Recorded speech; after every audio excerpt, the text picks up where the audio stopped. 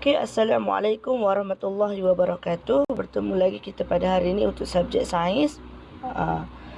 Tersambung tajuk bayang-bayang. Okay, bersama saya Ustazah Farah. Okay, boleh buka buku teks muka surat 66. Okay, tajuk kita ialah bayang-bayang. Semalam Ustazah ada tunjuklah satu video berkenaan bayang-bayang sedikit. Okay, so hari ni kita nak flashback sedikit lah. Okay, kau boleh tengok dekat buku surat 66 tu, buku teks sains. Okay, dia ada satu dialog ni. 3 orang dia berjalan kaki kan. Okay,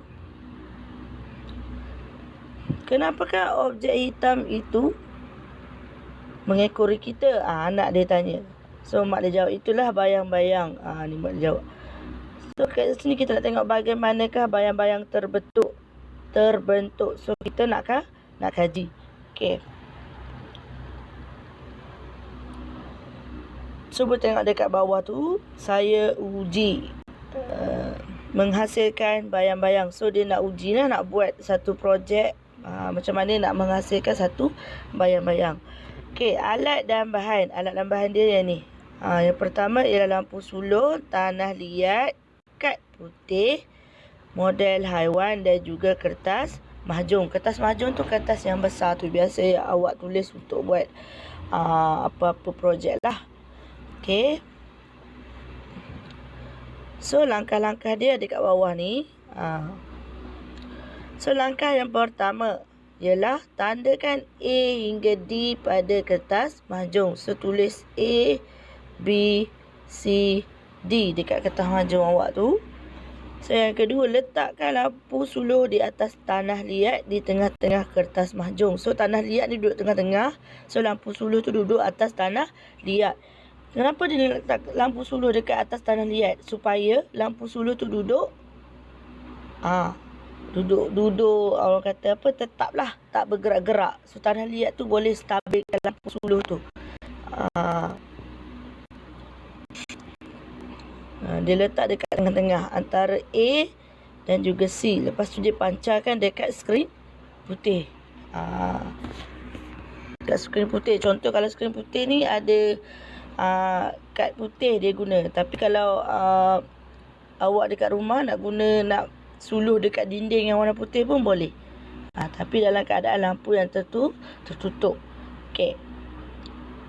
Ke surat 67, sambung lagi. Yang ketiga, kita pasang lampu sulur dan juga letakkan. Yang ketiga, pasang lampu sulur dan letakkan model haiwan objek pada kedudukan A. Lepas tu perhatikan kad putih. So dia letak haiwan ni, harimau ni dia letak dekat kedudukan A. Lepas tu dia tengok dekat kad putih dia lah terpancar gambar harimau. So yang keempat, pindahkan model haiwan ke kedudukan B, C dan juga D. So kat sini nombor 5 ni dia nak rekod. Berdasarkan pemerhatian dia nak rekod kedudukan haiwan tu, bayang-bayang tu terhasil atau tidak terhasil antara kedudukan A, B dan juga C dan juga D. So apa kesimpulan dia? Dia nak tahu kedudukan model haiwan objek yang menghasilkan bayang-bayang ni, kedudukan tu terhasil atau tidak terhasil. Mestilah terhasil. Bayang-bayang terhasil ni. Bayang-bayang yang terhasil apabila cahaya dihalang oleh objek. Maksudnya objek tadi dia letak harimau ni lah. So akan terhasil dekat kad putih. So boleh nampak gambar harimau tu dekat kad putih. Okey, so kita sambung lagi tajuk kejelasan bayang-bayang. Okey, bolehkah bayang-bayang terbentuk apabila cahaya dihalang oleh plastik pembalut buku? So ni dia nak tengok kejelasan bayang-bayang pula. Sudah tahu bayang-bayang terbentuk ke tak kalau kita guna plastik pembalut buku. Plastik pembalut buku tu kan putih kan, dia macam lut sinar sikit. So nak tengok ada cahaya ke tak ada cahaya. Okay, so dia nak buat uji kaji lagi. Awak boleh tengok, boleh rujuk buku teks muka surat 67 tu, saya uji memerhati kejelasan bayang-bayang. So alat dan bahan dia ialah yang ni alat dia banyak sikit. Kad putih, lampu suluh, pensel, lidi, gunting, pita pelekat, plastik jernih, kertas surai, kertas tebal. Kertas surai ni maksud kertas putih lah. Lepas tu kertas tebal, kertas yang tebal sedikit. Dia nak guna. So kita tengok langkah-langkah dia. Boleh buka buku teks muka surat 68. So langkah-langkah dia yang pertama ialah lukiskan bentuk bintang pada kertas tebal ni. Kertas tebal ni dia lukis bintang. So yang kedua dia gunting. Lepas tu dia lekatkan pada lidi. Yang ketiga, suluhkan cahaya pada bentuk bintang. Perhatikan bayang-bayang. Dia suluh cahaya tu pada bintang. So dia tengok bayang-bayang yang terbentuk pada kad tadilah. Pada kad putih. Bayang-bayang apa yang terbentuk.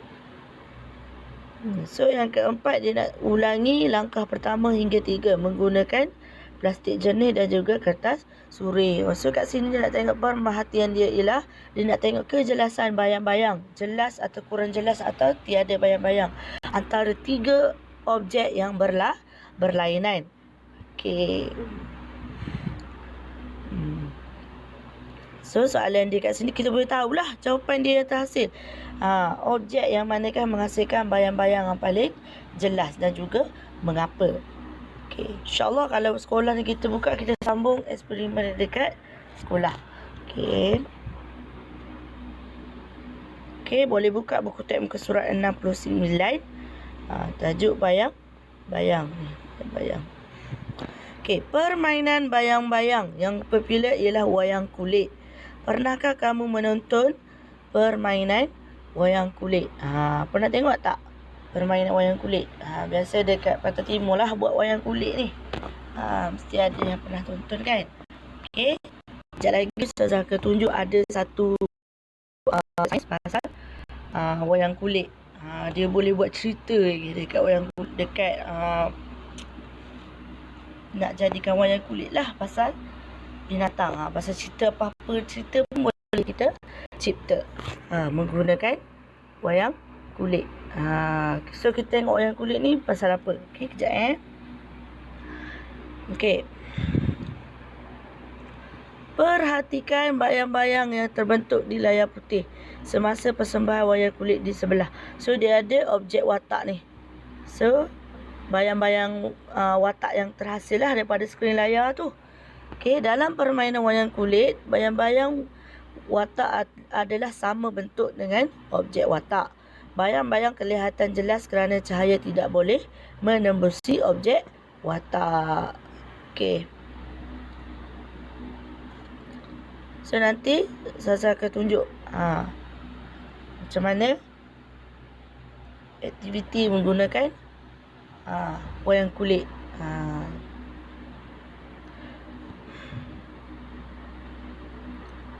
Okey, kita sambung lagi pada muka surat 70. Mencipta permainan wayang kertas. So kita tonton dialog ni. Wah, menariknya permainan wayang kulit. Dia ada 2 watak dalam tu. So dia buat macam satu dialog lah, dialog perbualan. Wah, menariknya permainan wayang kulit ini. Ya, kita juga boleh cipta permainan seperti wayang kulit. Mari kita cipta wayang kertas kita. So dia nak cipta wayang kertas kita. So dengan menggunakan alat-alat lah. Tak boleh rujuk kat sini. Kita perlu bina wayang kertas dan watak-watak. Mari kita buat permainan ini. Okey, yang pertama, potong bahagian hadapan, belakang dan atas kotak untuk membina panggung mini wayang. Dia nak buat panggung mini wayang. So yang kedua, tampalkan kertas putih pada bahagian hadapan kotak. Yang ketiga, surih gambar haiwan dan kertas di atas kertas dan juga gunting. Yang ni dia nak lukis ni gambar haiwan, lepas tu kena gunting. Lekatkan yang keempat, lekatkan watak kertas pada lidi.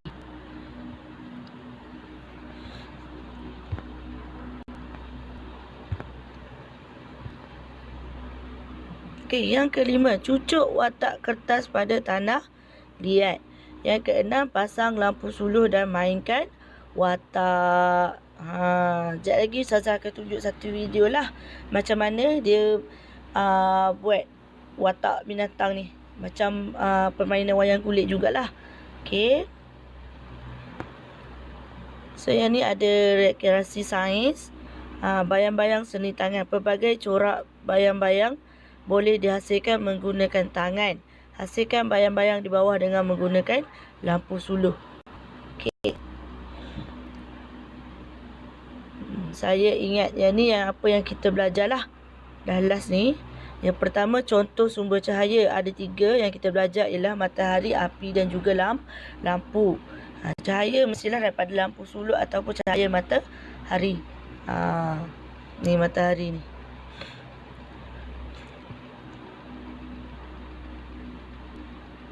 Daripada api. Api ialah daripada lilin lah. Okey, matahari merupakan sumber cahaya semula jadi. Okey, yang ketiga, sesuatu aktiviti dapat dilakukan dengan mudah dalam keadaan terang. Ya, kalau dalam keadaan gelap kita tak boleh buat apa-apa, so tak nampak lah. Okey, yang keempat, sumber cahaya diperlukan apabila melakukan aktiviti dalam keadaan gelap. Yang kelima, bayang-bayang akan terhasil apabila cahaya dihalang oleh objek. Yang keenam, kejelasan bayang-bayang bergantung kepada objek yang digunakan.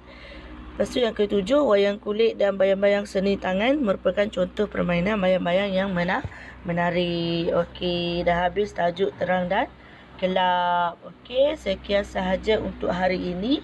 So, untuk latihan kerja rumah, saya akan bagi juga dekat buku aktiviti. Boleh rujuk buku aktiviti muka surat 41 hingga 44. Okey, untuk permainan wayang kulit tadi, projek sains tadi, murid-murid bolehlah mencuba dekat rumah. Okey, sesiapa yang cuba projek sains tu bolehlah rekod dan bagi dekat Ustazah. So, kawan-kawan lain boleh tengok jugalah apa yang awak lakukan eksperimen dekat rumah, projek sains apa yang awak buat dekat rumah. Okey, selamat mencuba. Okey, jangan lupa kerja rumah, buku aktiviti sains muka surat 41 hingga 44. Okey, sekian, terima kasih untuk hari ini. Assalamualaikum warahmatullahi wabarakatuh. Bye.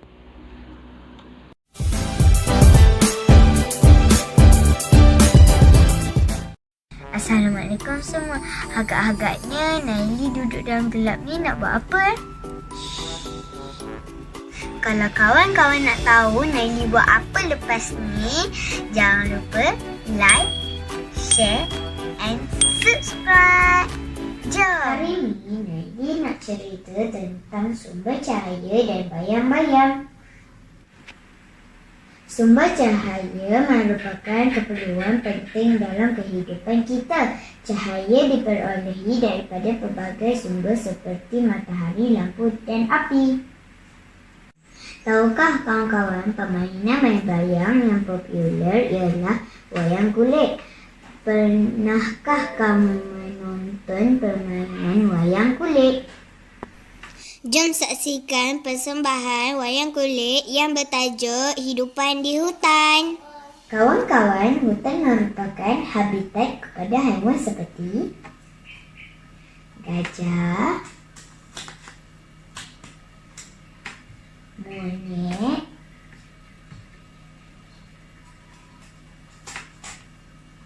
arnab, harimau,